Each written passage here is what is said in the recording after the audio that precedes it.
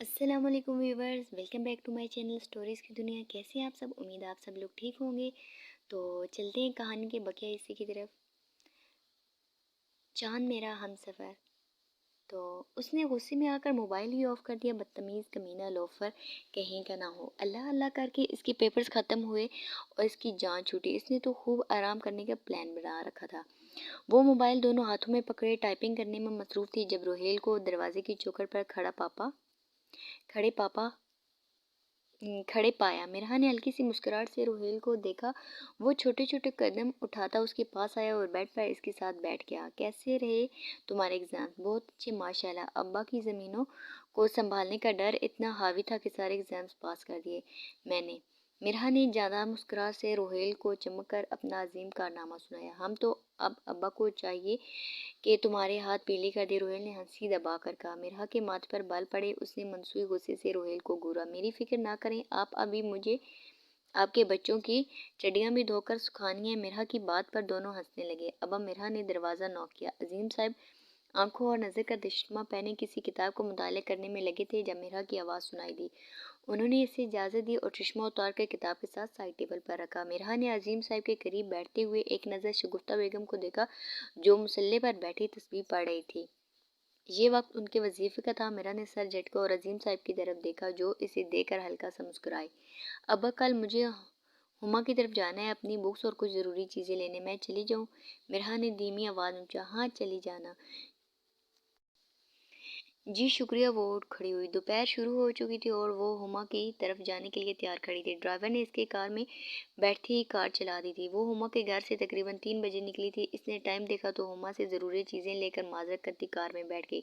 वो कार में खामोशी से भागते दौड़ते दरख्तों और ऊंची इमारतों को देख रही थी। जब ही झटके से गाड़ी रुकी, मिरहा का सर कार की पिछली सीट से लगते लगते बजा। इसने संभलते हुए बौखलाकर आगे देखा जहाँ कुछ नकाबपोश आदमी ड्राइवर को बाइक की तरफ आने का कह रहे थे। मिरहा का हलक तक सूख गया। इसका दिल सूखे पत्ते की तरह कांप उठा। इसने जल्दी से मोबाइल निकालकर रोहेल का नंबर मिलाने की कोशिश की, लेकिन एक नकाबपोश ने इसकी साइड का दरवाज़ा खोला और उसके हाथ से झपट कर मोबाइल खींचा। मिरहा करंट का पीछे हुई। कौन हो तुम लोग और क्यों मुझे ले जा रहे हो? मिरहा ने अटक अटक कर कहा। तभी एक आदमी ने इसको बालों से खींचकर बाहर निकाला और उसके मुंह पर नशावर रुमाल रखा, कुछ जिससे कुछ ही वक्त में वो होश हवा से बेगाना हो गई। इसकी आंखों के सामने गुप अंधेरा था, सिर्फ अंधेरा। बेहोशी का असर हटा तो इसने आहिस्ता आहिस्ता अपनी आंखें खोली। सर बहुत भारी हो रहा था। क्या हो रहा था? वो इस वक्त कहाँ थी? इसे कुछ याद ना था। आहिस्ता आहिस्ता इसके दिमाग ने काम करना शुरू की तो इससे याद आया कि वो हुमा की तरफ अपनी कुछ चीज़ें लेने गई थी और रास्ते में कुछ लोगों ने इसे ज़बरदस्ती अपनी वैन में बिठाया था। और इसके बाद इसने अपने सर को दोनों हाथों से पकड़ लिया। जैसे ही याद आया वो अगवा हो चुकी है। इसने फ़ौरन से आंखें खोली। वो फ़ौरन खड़ी हो गई। अंधेरे में इधर उधर देखा, हाथ मारा तो कमरे में मध्यम रोशनी जल उठी। इसने अपने आप को एक बंद कमरे में पाया। कमरा नहायत छोटा मगर साफ सुथरा था। इसकी नज़र अपने बैग पर पड़ी। मेरा फ़ौरन अपने बैग की तरफ लपकी। इसने अपने बैग की सारी चीज़ें नीचे गिरा दी। बैग खाली था, मोबाइल इसमें नहीं था। बेबसी और खौफ का यह आलम था कि इसका दिमाग बिल्कुल मौफ हो गया था। वो ज़मीन पर नीचे बैठी चली गई। अगवा होने का नाम ही इसके जिस्म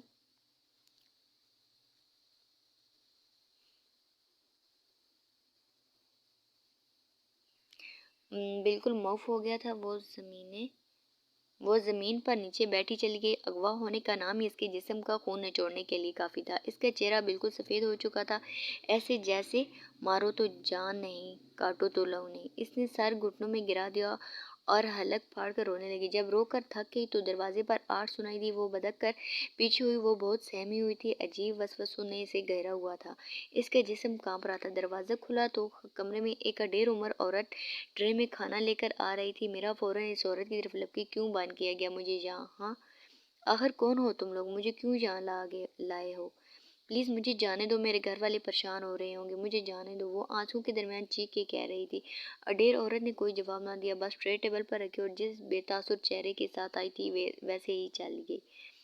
दरवाज़ा बंद हो गया। वो फिर से इससे इस वीरान कमरे में बंद होगी, अकेली तनहा। वो नीचे बैठकर फिर से ज़ारों कतार रोने लगी। रोने से इसका जिस्म कांप रहा था, इसकी आंखें सुर्ख होने लगी थी। अकेले कमरे से इसे बेहद वहशत हो रही थी। मिरहा की नज़र तभी कोने में एक चूहे पर पड़ी। इसकी हलक फाड़ चीख आमद बरामद हुई। वो तेज़ी से बेड पर बैठ गई। इसके रोने में फिर से रवानी आ गई। शाम ढलने को थी जब ड्राइवर हाथ बांधे और सर झुकाए रोहेल से मुखातिब हुए। चचा, मिरहा कहाँ है? रोहेल ने कप लबों से लगाकर पूछा। रोहेल बाबा, वो मिरहा बीबी को रास्ते में लोग अपनी वैन में बिठाकर ले गए। ड्राइवर हांफता कांपता बता रहा था। रोहेल सोफे पर बैठा था। शगुफ्ता बेगम अजीम साहब को चाय सर्व कर रही थी। ड्राइवर की बात पर सबने हैरत से ड्राइवर की तरफ देखा।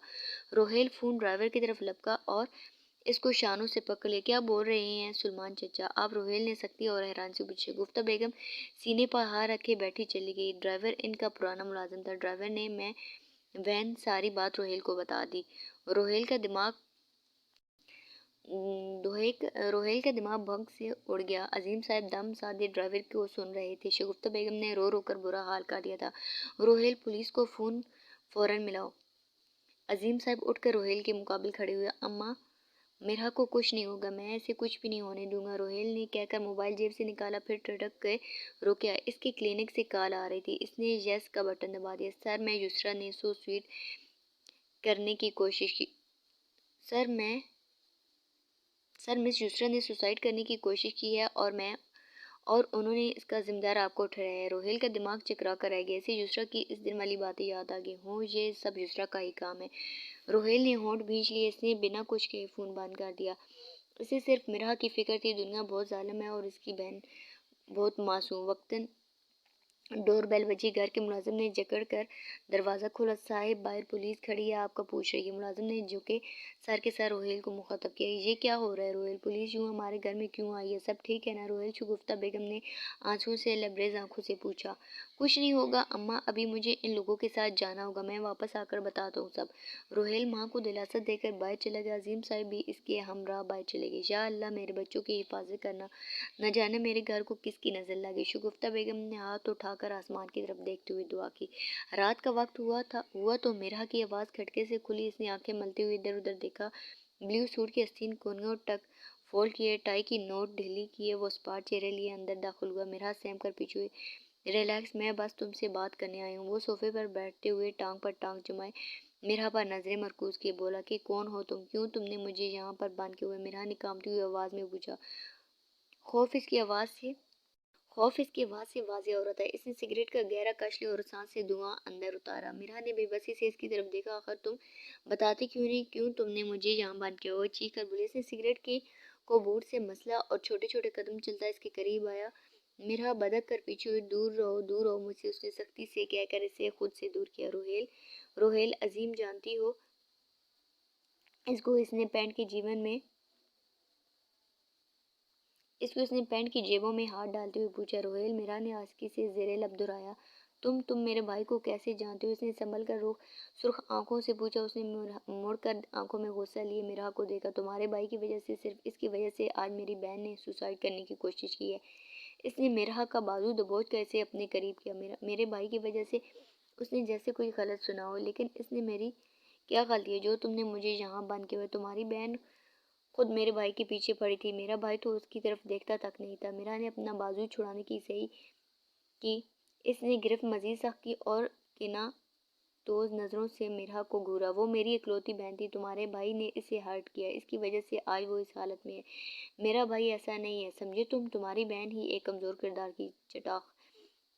जैन ने इसकी गाल पर एक तमाचा रसीद किया। वो इसके लिए बिल्कुल तैयार नहीं थी, इसलिए ज़मीन बोझ हो चुकी थी। वो गाल पर हाथ रखे यकीनी नज़रों से देख रही थी। जैन ने इसको बालों से पकड़ा। वो करहा रहे कि तुम्हारा भाई इस गलती की सजा चुकाएगा, समझी?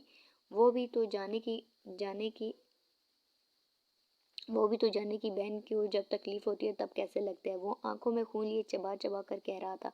लेकिन तुमने मुझे क्यों इसकी सजा दी है जो मैंने किया ही नहीं? आखिर इस सब में मेरा क्या कसूर है? बोलो, मिरा ने रोते हुए पूछा। जब तुम्हें तकलीफ होगी ना, तब तुम्हारे भाई को इल्म होगा कि बहन के आंसू एक भाई को किस तरह तोड़ते हैं। जैन ने घूर कर कहा। ना ना, नहीं, मेरा भाई मुझे यहाँ से ज़रूर निकालेगा, समझे तुम? इसने ज़ोर देकर कहा। तुम्हारा भाई? जैन इसकी बात पर हंसने लगा। मिरा को इसकी हंसी पर अचंभा हुआ।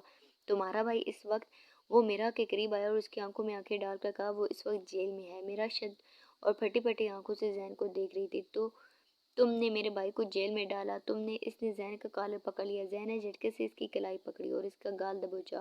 تم اور تمہارا بھائی میری قید میں ہو، سمجھی؟ اس لیے اپنے جذبات پر ذرا قابو رکھو، ورنہ ایسا نہ ہو کہ تمہیں تمہاری عزت اور اپنے جانے سے پیار بھائی سے ہاتھ دھونا پڑے۔ نہیں نہیں، تم میرے بھائی کو کچھ بھی نہیں کرو گے، سیریسلی۔ اگر میں ایسا کروں تو؟ وہ پھر سے ٹانگ پر ٹانگ جما کر صوفے پر بیٹھا تھا، اس کے قدم میرا کے قریب تھے۔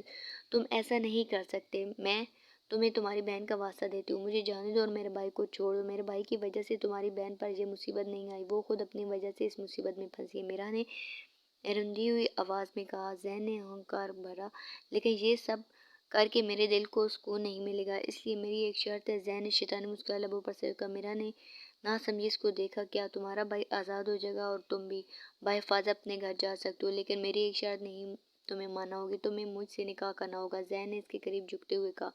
میرا کے ہونٹ بے یقینی سے کھلے، اس نے زین کو دیکھا۔ لیکن تم تو اب ہمیں اپنی بہن کی حالت کے ذمہ دار سمجھتے ہو، پھر تم مجھ سے نکاح کیوں کرنا چاہتے ہو؟ زین نے دلچسپی سے میرا کو دیکھا۔ کیونکہ میرا عظیم تمہیں جب تکلیف ہوگی تو تبھی تمہارے بھائی کو پتہ چلے گا کہ اپنوں کی تکلیف کیا ہوتی ہے۔ اس نے اپنی بات پر زور دے کر کہا۔ یہ میرا نمبر ہے، اگر تم چاہتی ہو کہ تمہارا بھائی جیل سے رہا ہو جائے تو تمہیں میری بات ماننا ہوگی۔ میں تمہارے بھائی کا کیس بھی واپس لے لوں گا اگر تم نے میری بات مانی تو۔ یہ کہہ کر وہ چلا گیا۔ وہ بس بے یقینی نظروں سے سجادہ دیکھ رہی تھی۔ کیسی لگی آپ کو آج کی کہانی؟ آئی ہوپ آپ کو پسند آئی ہوگی۔ اگر آپ کو یہ کہانی پسند آئی ہے تو پلیز میرے چینل کو لائک کریں، شیئر کریں، سبسکرائب کریں اور بیل آئیکن پر کلک کریں۔ اللہ حافظ۔